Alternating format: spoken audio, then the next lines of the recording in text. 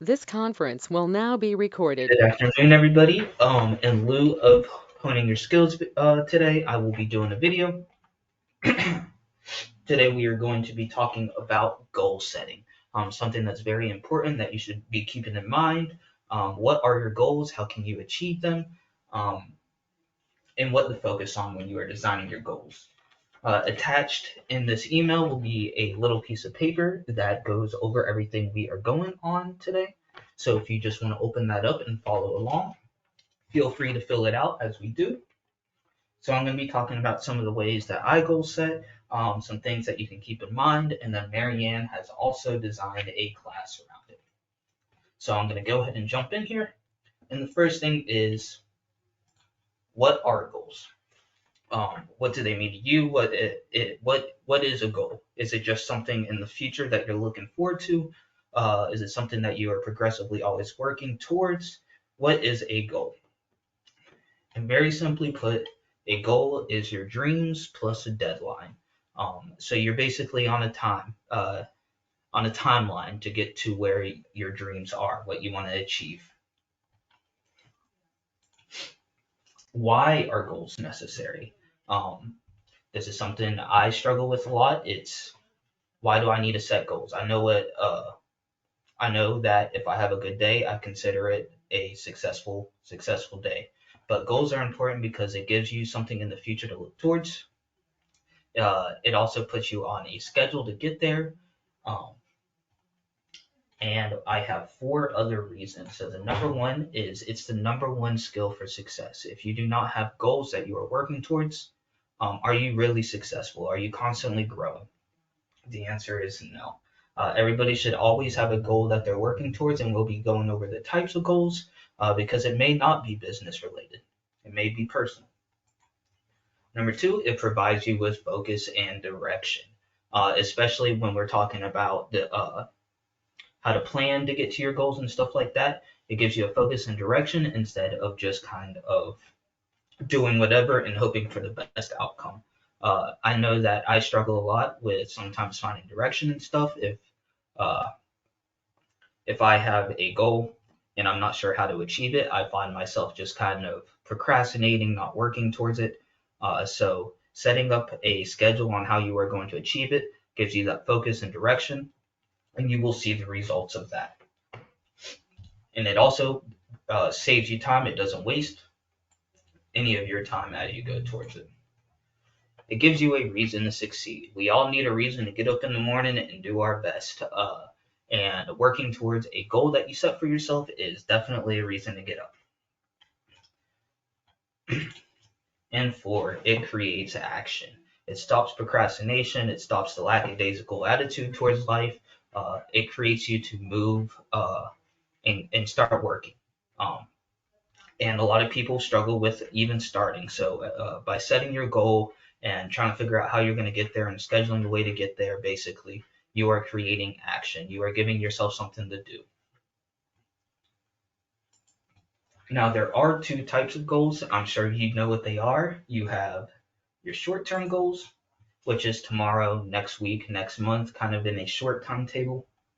And then you obviously have your long-term goals, a year or more. So if you want to be uh, so a short-term goal may be you want to lose 10 pounds by next month. That's a short-term goal. But a long-term goal may be finishing college for those just going into it. That's going to take more than a year. Both are still goals. Both are attainable, just in different time frames. So you need to make sure when you are setting your goals, you know sort of how long it's going to take. And something I want to discuss with this is personality traits. I want y'all to be thinking about your personality trait. Do you see yourself constantly setting short-term goals, or are you a more of a long-term goal person? Are you diving in and digging deep to figure out how to get somewhere in a year, or are you just thinking about tomorrow? Both are okay, but it's something to take into consideration when you are designing your goals. If you are a high D and you're kind of on a go, go, go mode, you know what you want, you may see yourself setting short-term goals because a long-term goal requires a little bit more planning, in-depth focus, stuff like that. So knowing your personality trait also helps you know how to set your goals. As a C, I like planning things out detail by detail. Um, I'm more of a long-term goal type of person. I like seeing things in motion, and I like keeping an eye on every little step of the way. These 6 areas to focus on. So these are 6 areas that you should be focusing your goals. Number 1 is being health. An example of that is what I said earlier about maybe trying to lose a couple of pounds, maybe trying to hit the gym more. So an example that Marianne gave was losing 15 pounds by a certain date. In her case, it was a short-term goal by working out 30 to 60 minutes a day, at least 5 times a week. It's attainable. We know what you are focusing on. It is health. The next is family. This is if you're goal setting for something to do with your family. Family is important. We should always be focusing on our family. And an example of this would be spend all Sundays with family, keeping track of your children's progress in school, making sure that you are in good communication with your significant other, going out on dates, creating a game night where all of y'all are together, having dinner together 5 times a week. So all those are goals of spending time with your family. The next is your social or spiritual. This could be a religious goal, so maybe you want to attend church every week, or you want to involve yourself more in a ministry, or social wise, you wanna volunteer at like women's shelters or food drives, Habitat for Humanity. All those are social goals. Um, so, for example, I want to do 2 more Habitat for Humanity builds this year. That's kind of a long-term goal. It's taking place over the year, but I know what I want. I want to do 2 more Habitat goals, and I know I have till the rest of the year to complete it. So that's an example of a social goal. Financial is the next one. Financial or career goals. How are you doing with your listings? How is your business going? Not only that, but how are your personal finances? Maybe you want to grow your bank account to a certain number by a certain year. Or like this example, maybe you want to have 2 listings in 2 months, and then you want to up it to maybe having 4 listings in 2 months. So you can a short term career goal might be to just get 2 listings this month. Or a long term goal might be to double your listings every month for the whole year. Um, so you end up with a lot. So those are 2 examples of career goals. And then finance. Oh,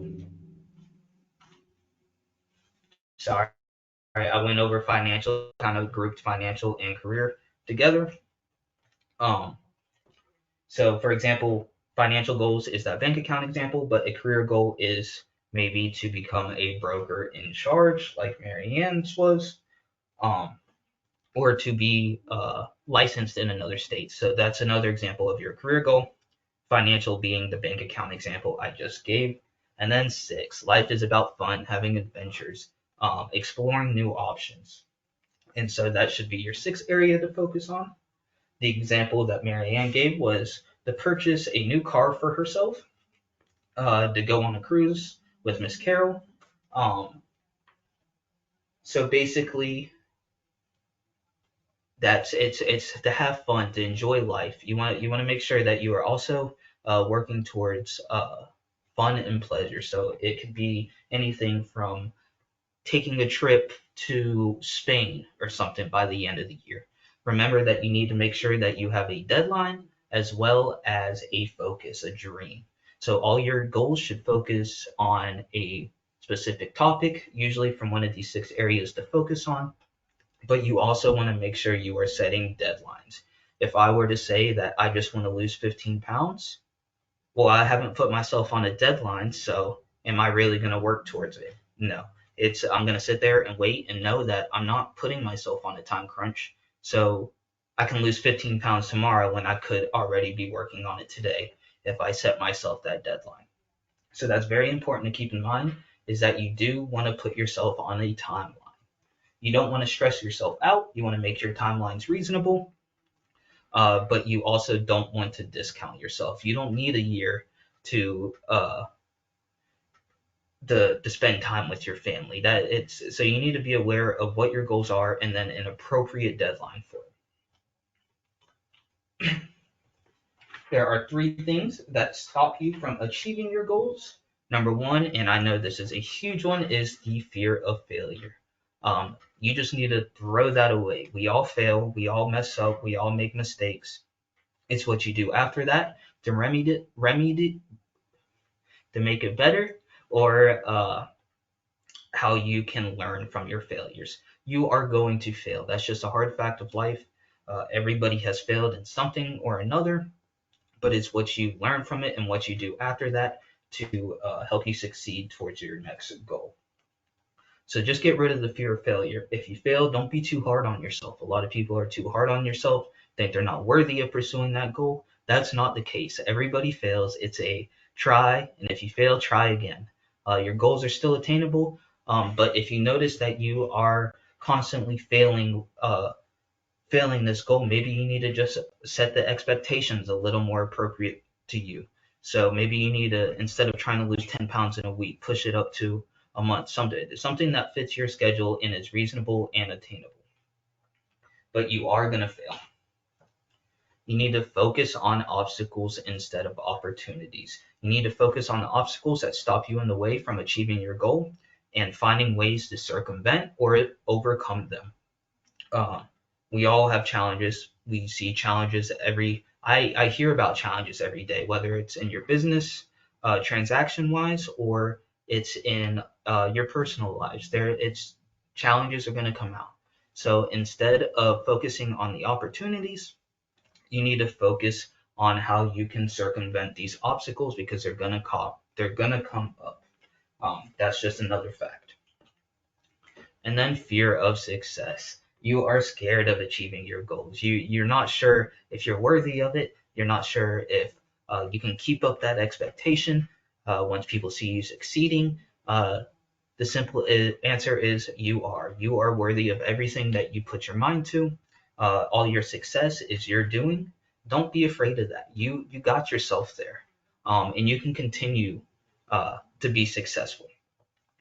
So don't be afraid of success. A lot of people they constantly compare themselves to maybe a earlier time in their lives where they were more successful, and they're like, well, uh, I got that successful once, and then I let everybody down. I don't want to be that successful anymore. I can't just keep up to that standard of achievement. It's not the case. You have proven to people that you can be successful, and you will always be successful as long as you are always achieving your goals or working towards them.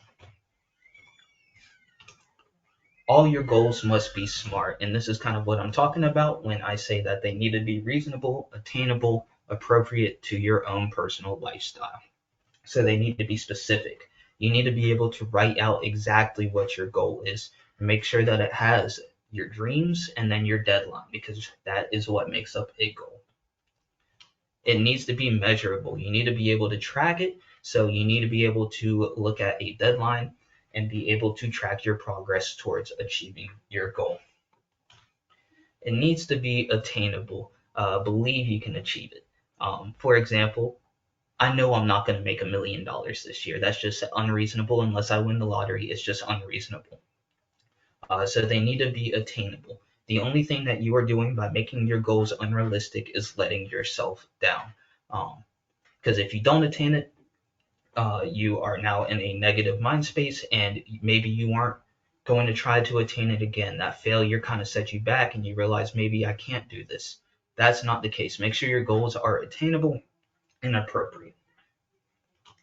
They need to be relevant. It needs to be important to you. You should not be setting goals from other people's perspectives or standards. They need to be important to you. That not only motivates you to complete your goal, but it also keeps you accountable for it. Um, for example, I don't need to set a goal because somebody said I should be somewhere. If somebody says, Dylan, you should have already had your doctorates by now, or something like that, Maybe I don't want my doctors. Why am I trying to impress somebody else? I need goals that are important to me, that are going to make me feel fulfilled, confident, successful, all those things, but they need to be relatable to you. You do not need to worry about other people's perspectives of where you are in life and how you can get to where they expect you to be. And then T, time, must have a deadline. So, kind of going back to the measurable, able to track, you need to be able to track your progress. How do we track progress if we don't have a deadline, if we don't have a timetable that we are working in? And I'm going to kind of come back to this a little bit later. I find that goal setting is very similar to some of the project management systems that people use if you have ever done any project management. So we'll be going back to that a little bit later. And then 10 steps to develop your goal setting techniques. Number one, stop talking and start doing. We can sit there and talk about all day long about how we fantasize to have a yacht, how we want millions of dollars, or we want to start up a dozen different businesses, or this and that. Stop talking about it and start doing. If you don't put action to your words, do they really mean anything? The answer is no. 2, don't compare yourself to others. I'm going to bring this back to the SMART goals. They need to be relevant to your own lifestyle. You do not need to be comparing yourself to others, where they're at in their lives, what goals they're setting for themselves. You need to be doing this for you, because you are going to be the one who sees the results as well. Take some risk and get out of your comfort zone. This is a huge one. I know a lot of C's, S's and C's kind of have an issue with this. Take some risk. One thing I can say is the last year I have been expanding my palette of food tasting. There's a lot of food that I just kind of was, I don't even want to touch it. But taking some of those risks, I find I love it. And I have been psyching myself out this whole time because it's not what I already know. So to achieve something, you're gonna have to take some risk. If you don't, you never develop. If you sit in your bubble all day long, you are going to stay in it. Eliminate negative influences. We do not need negative Nancys in our life. We don't need people constantly putting us down.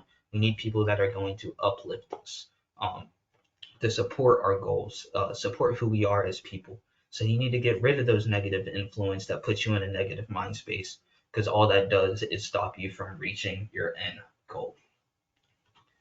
Learn to cope with disappointment. Going back to fear of failure. You are going to fail. It is a hard fact that you are going to have to just be okay with. If I could bat 1,000% on every goal that I wanted to, then that's awesome, but that's just not life. It's not reasonable. It's not realistic. You need to be able to learn how to cope with disappointment. When you fail, you need to understand what went wrong, how it went wrong. What can I learn from this when I try again? Because you should always be trying again. You should never see failure as a reason to stop. These are just little setbacks and challenges, the obstacles I was talking about. If you fail, or if you're disappointed by a result, that's an obstacle. Learn how to incorporate that in the future. You know that this is going to happen because of that. How can we circumvent that so we're not disappointed? And if we are disappointed, how can we cope with that ourselves? Do we need to stop chasing that goal entirely? The answer is no.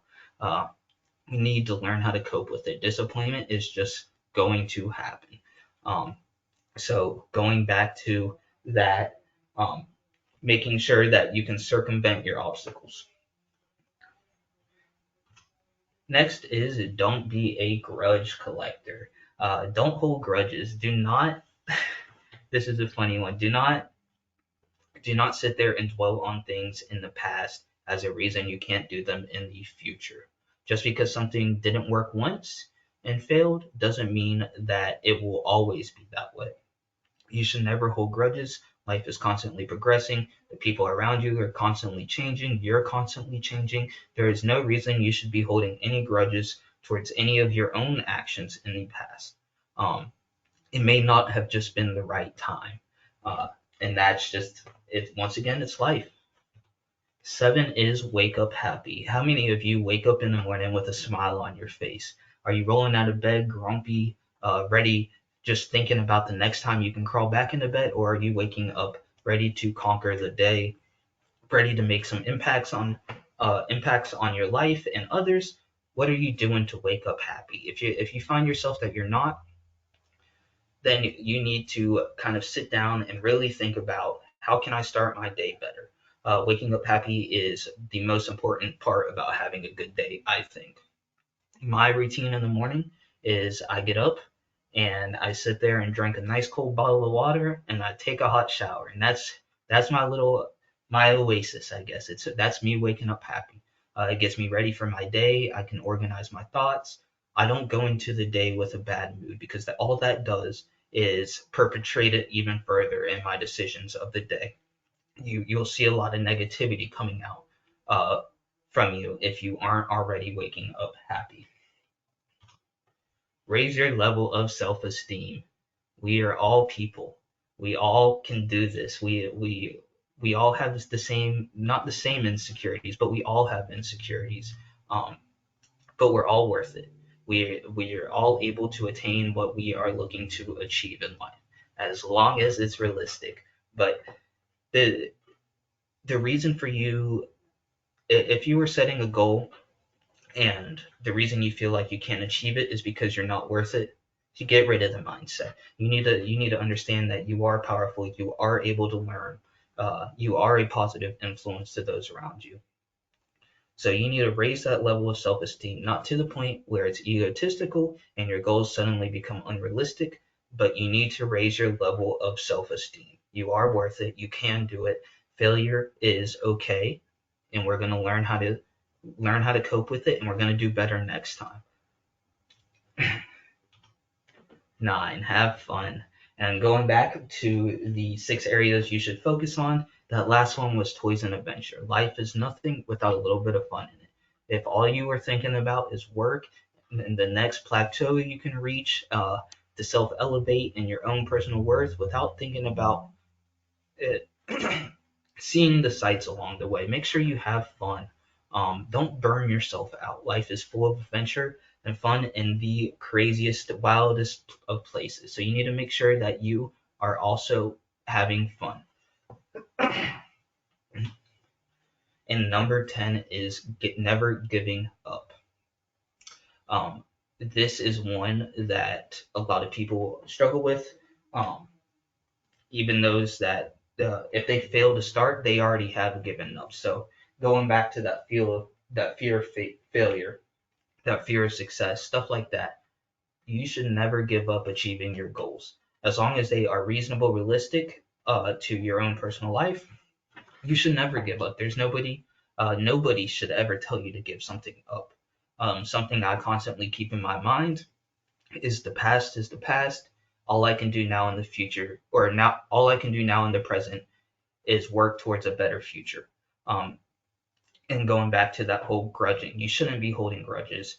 Just because something happened in the past or even 3 seconds ago doesn't mean I have to give up now. I can always be continuing to work towards a better outcome, a better future. So those are 10 things to develop your goal setting techniques. And then I also wanted to show you all this. And this is what I was talking about project management. If you have a hard time sitting down and really realizing your goals and trying to figure out how to achieve them, whether it be short term, long term, you can do something like this. I'm sure some of you know what this is. This is a nice little flowchart, usually used in projects, but it is also really good to sit down and kind of plan out your goal. And that kind of stops some of the stress and pressure that you may feel for putting yourself on a deadline, holding yourself accountable to a deadline. Um, as you can see, it just has a nice little start and the end. But in between, we have all these different things, contingencies going on, this and that.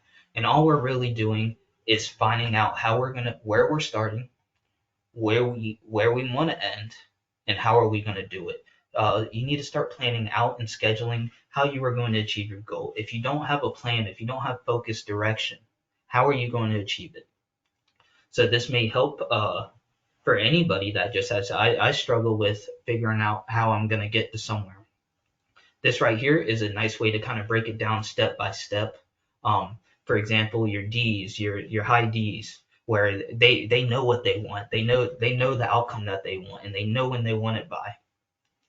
A lot of them don't stop to think about how they can realize that. So this would be a good way to sit down and really get into detail on how you can achieve your goals.